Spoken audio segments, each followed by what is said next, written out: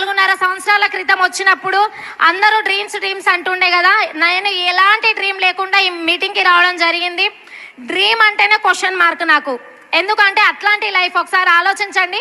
పొద్దున్న లేచి పూలు అమల్లడం స్టార్ట్ చేస్తే అన్ని వర్కులు చేసుకుంటూ నైట్ 12 గంటల వరకైనా అదే పని చేసే వాళ్ళకి డ్రీమ్ అంటే ఆలోచిస్తారు ఎవరైనా? సో నేను అట్లాంటి లైఫ్ నుంచి వచ్చిన, కానీ ఈరోజు చూడండి మా లైఫ్ స్టైల్ ఎలా మారిపోయిందో. సో 365 డిగ్రీస్ మేము చేంజ్ చేసుకున్నాము అంటే గొప్ప అద్భుతమైన అవకాశం మన ముందుంది.